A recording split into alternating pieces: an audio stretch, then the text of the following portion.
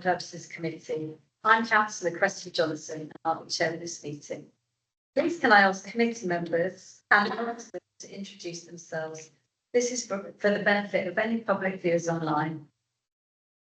I'm Tara Patrick, lead officer from HR. Liam Carroll, councillor for White Island. Richard Plummer, committee manager and clerk of the committee. And joining us online, we have Dan Paul. People officer. Thank you. Thought you might have dropped out for a minute. Okay, thank you very much indeed. This meeting has been recorded for live or subsequent broadcast via the council's internet site or by anyone attending the meeting. Please note the filming procedure. Item 2, apologies for absence. Yes, Chair, we've received apologies from councillors Payton, Barnes and Ami, and councillor Ali has been substituted by councillor Ami. And we thank her for that. Okay, thank you. Urgent business. Noted. Okay, item 4, declarations of interest. Do members have any declarations of interest? No. Please let me know if any come to mind during the context of the meeting. Thank you. Item number 5, deputations, petitions, presentations or questions. Noted. Thank you. Item 6, minutes. Do we agree the minutes of the previous meeting held on 9th of October 2025 as a correct record? Agreed. Thanks. Item number 7 will be the people report. Tanya Patchett will provide an update on the people report for the committee to note. And Councillor Johnson, and the report's been sent to you, so you have the data figures, obviously on the headline. Ultimately, the big report is to give officers and members relevant work with data in the easy to understand formats. And the reports for information only, so no decision or recommendation made compliance with key work data. Our headlines in the people report. The council's established workforce has increased slightly by 0.5% compared to June 2025, so that's in that quarter. Council's paying bill rose by 3.7%. That's mainly implementation of NHB payable, which was awarded in August but backdated to April, so that accounts for 3.2% of that increase. The agency workers headcounts decreased by a further 9.8%, which is good news, and costs reduced by 23.2%. Just to clarify the difference between the two, because there was a question about how the headcount was not so reduced as the costs, but there was a reduction in the number of hours which were paid in that time period between June and September, and that will be down in the about 4 semi workers are mandated they took 2 weeks leave, so that's what's going to have a positive impact as we continue. We are looking to continue to reduce the agency numbers, which is continuing to go in the right direction. Obviously, accepting there will always be statutory roles as we covered by agreements they are making. During June and September, approximately 13 agency workers were successfully transitioned through the accelerated process and now employed directly by the council. And we've also reduced the use of council consultants and interims from 6 to 3, which has resulted in a 16% reduction in costs, just or high costs for interim consultants. See that in the rolling year period, 52% of new staff were under 40%, which is an increase of 2% and is going in the right direction. So our intention plans to reduce so to increase the workforce, but there has been 35% of leavers also from that age group, which increases 2% when compared to the previous rolling year. Fitness rates have improved across all areas, resulting in an additional 7.3% reduction in fitness-related costs. And Council has had 83 employees starting new apprenticeships and 8 apprentices completed their programmes. So just to clarify that we've employed basically more apprentices. A lot of those apprenticeships are people who are already employed by us taking additional learning. Most popular apprenticeship stands very much doing data at level 3 and 4, and followed by senior leaders at level 7. So that includes the people report headlines. Ultimately, this intention is to streamline production of time and workforce data and present that to you as councillors and to give you information. We have received comments from finance and legal colleagues and we noted that the comments is for information. Thank you very much. I'll ask the committee if there are any comments or questions. Whether there were any outline figures at all? No, not particularly. The ones we wanted to just query, which I asked the team to query, was the reduction in the headcount being much less than the reduction in the cost, but that was explained by those periods of leave. So yes, hours were actually claimed by agency workers, and then the number of apprenticeships has increased, and that's a positive thing. It's based on the proactive work we're doing, and nothing else significant. I would consider a surprise. Which sounds quite one, though, as I sort of Yeah. remember it. Second Street, is it still what it was for many years, or is it actually has gone down? So remember, I used to be So obviously look at the obviously we report on a quarter basis, and actually my glasses and struggle with the numbers there typically. So because when we look at they have continued to go down based on the average days per person. So you can see that December 2024 was 10.2 days per person, now it's 8.8. So whilst it sounds a lot, it seems like just a reduction in 2 when you multiply that by the workforce, it's quite a significant drop in sickness actually across the workforce. What we are seeing, don't report on this, so movable, so there is an increase in sickness cases being managed by my team. So what I would suggest is now that we're more proactively managing the sickness, without see a reduction. And we do see that as a direct correlation. Once managers do start to tackle sickness, we do see a reduction in that because people are more likely to only genuine sickness. And obviously people start to get a little bit concerned if they're on a warnings for sickness, for example. So it does feel right, those figures are starting to go down, basically proactive work that's being done, absolutely, particularly around sickness absence training, which we rolled out. I think 73 people have done sickness absence training this week alone. And so the managers have attended so that they can see about reporting sickness, managing sickness, etc. So you can consider that's a correlation. So Great. Any further questions? Mine was just a clarification on the figures for the apprentices. Yeah. I think we've talked about it in previous years, that actually September was usually September and January. September and January, yeah, so we're talking about the next big report and then this one we see. But I'm just looking at Adam's House of Health, it's obviously had quite a significant chunk of the number of apprentices. Is that anything to do with action, or is there is there a particular driver? So I don't know the answer, but I don't think there is a direct correlation and with the repair service, which was done with the industrial dispute, and we've transitioned people as opposed to change them or recruit them. And so but I will see further investigation work on that actually again. And then the other one is just finance resources, but equally it's just jumped significantly. That would be completely underway at the moment. Is looking at adults housing and being higher than 2 months straight rather than 2 quarters. I think it's possible that Dan could say more about that, but my understanding from having had some talks with the union about about the resolution really with the union was that workers would be getting the opportunity to upskill, but I don't think they would count as new apprenticeships. I think they would count as you were saying there's a difference between the new starters, the apprenticeships who are upskilling, who are already in the workforce, and the new apprenticeships. So I think it still count as apprentices, new apprentices, because they're signing up to the apprenticeship and framework.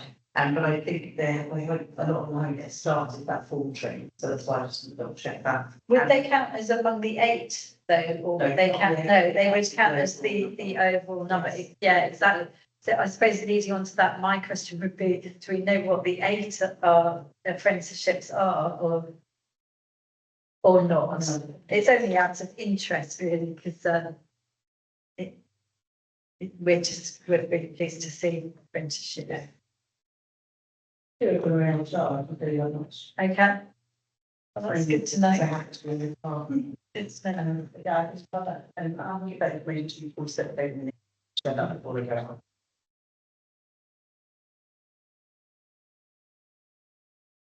okay, great, thank you very much. Item, Nothing else. oh yeah, so we resolved to note the report, right? Notice. Okay, item number 8, HR policies. Yeah. So yeah, time is to update the committee on proposed changes to the job evaluation policy, induction policy, recruitment policy, and to detail of the pay policy statement 2026-27. That's right. And as you just said, and this is to look at job evaluation policy and the induction policy, which have both been reviewed and already written, the slight amendment to the recruitment policy if you've reviewed and this year, but it's not full reviews. We're not going to ask you to change job evaluation policy, so to approve the change to recruitment policy, which is by the whole policy section. With the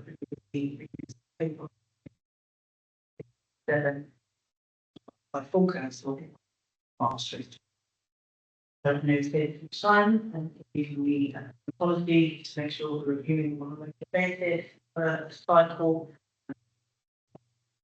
These years will be updated.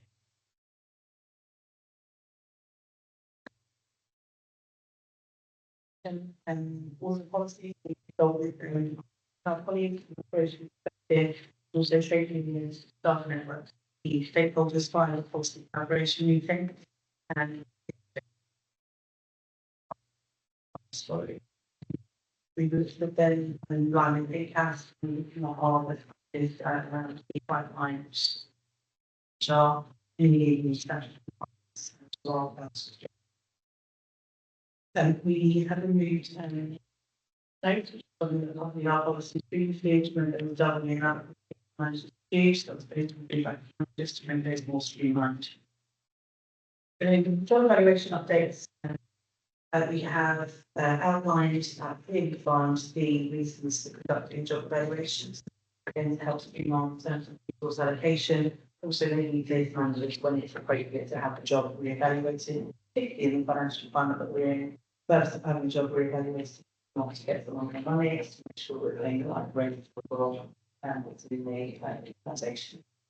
We have used the time scale to turn around job evaluations, 10 working days to 15 working days, if we look at the trade unions, and that's based mainly on structures, obviously, structures, more job evaluations come through as they want to make sure we can turn them around, but also do the math looking. The additional wording has been added regarding the regrading of a job to a higher grade, which is outlined in section 4.5 policies, specifically around if the grade is to be evaluated to a higher grade, the person would go on to the bottom of that grade, not negotiating to a higher point of that grade.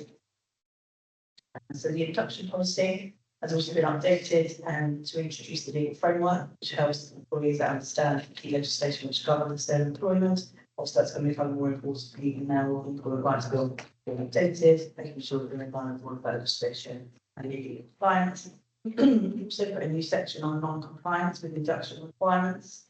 Section 6, which is to clarify the expectations of employees and managers regarding mandatory training. So, the professional period is very busy. Sometimes the mandatory training gets missed, but actually mandatory training is one of the things that must be done as part of the introduction to the workforce. I would say also outlines the responsibilities of managers and employees during the induction process to ensure accountability and consistency. So again, just making sure that we've got all of the documents, evidence, and again, this becomes even more important with the changes to the Employment Rights Bill, Data Rights, etc., which will be implemented. Just making sure that we're robust and protecting the organisation progress. And moving on to the recruitment policy, we have added an option to allow the option of converting fixed-term employees to permanent employees where appropriate, and also requesting permission to change the delegation of head of trade service to the chief recruitment officer to authorise the protocols to convert agency workers to permanent employees where appropriate, your continued success, councillors have reduced the rates of work. Just to clarify that point, like previously, I think it was a year and a half ago to agency workers to permanent. It reduces the overall cost of such an efficient way of recruiting, and that will simply change to our recruitment processes. We're asking you to do the same thing in respect to fixed-term contracts, only where appropriate and as deemed appropriate by chief people officer, and that rather than being with and service to work that it delegated to Dan as chief people officer. So that's what we're listing. That's what we're recommending the committee allows. And the final consideration today is the pay policy, which has been updated with the new pay ratios and the wording in relation to pay improvement. Clarified in line with changes made to the valuation policy. Finance had no direct comments, there were no direct financial implications, director of the environment unfortunately to the report and the policy. Okay, thank you very much. Do committee members have any questions about it? One, it should, and go on to pick up to, employees. Are there any processes that you think we both need to launch? Is it, I mean, I just wondered whether there's a fairness in it or just a fair process, regardless of the person, costs and then, but there are the other candidates. Now, how do you do all that? Okay, sure, it's a fair process. So in terms of, so anybody moving from apprenticeship or want, coming towards the end of apprenticeship, and the manager's got good guidance in terms of how they should support their apprentices to apply for roles within the organisation. And also as part of the workforce planning that the HR business partners do with each of the directorates, then you look at what that pipeline is. So in the event that we know that we've got some vacancies coming up, we've got apprentices coming towards the end of the apprenticeship, then we would look to do an internal advert. So that's also documented 2 years ago, that we're appropriate to do internal only advertising. So in that case, we consider that appropriate. Something coming up following a couple of months, somebody's resigned and no apprentices coming through. There's a couple of months that we can potentially hold a vacancy. Had some really good success with that in adult social care. People where we know that they're coming towards the end of their apprenticeship and we've got people who are leaving, and obviously we've not been told to replace those people with those apprenticeships that come to an end. So easier to do in some of those roles where it's a direct match, or so as the legal side of things and the qualifications which are required to be into those roles. Probably more difficult when it comes to things like entry level roles in data administration, section of competition and marketing. It's quite strong. So we've got the commitment to the wider public as well in terms of using local residents, and we do have to balance that quite carefully just to make sure that we're not sort of just bringing people in and then keeping them without giving that wider opportunity. Yes, put lots of frameworks in place and obviously the recruitment process is quite robust. The request here is around fixed term contracts more than anything, only to be used in an event. So for example, as somebody's been on a fixed term contract because they're awaiting a visa confirmation, for example, and so they would have been appointed permanently if they hadn't been the visa not being permanent, for example, or in the event that somebody's had a fixed term contract and consecutively to say coming up to 4 years based on funding and the role becomes permanent, to go to a recruitment process back and just be a welfare process for those people. But that's why we're asking for it in specific circumstances as opposed to it being a mass opportunity for us to just bring people in and serve and navigate the systems. We definitely don't want that. And if we do want that with agency workers, I guess there would have been a temptation to bring someone in on agency for the year and want to improve and then convert them, but with very strict protocols on all of those things, and that would continue to fixed term as well. Thank you, that was a really interesting question. Yes. Any more questions?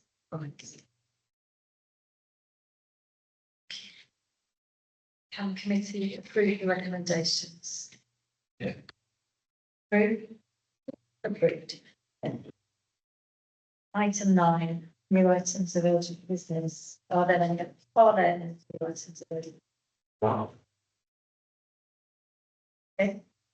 Item 10, dates of future meetings.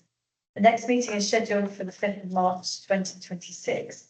There are currently no planned items for the agenda in March 2026. So unless there is anything urgent to discuss at that point, I suggest that we cancel the meeting. Are members in agreement? Yes. Agreed. I'm already. We shall reconvene if we're called upon to do so. Well, thank you very much, everybody, for coming. It's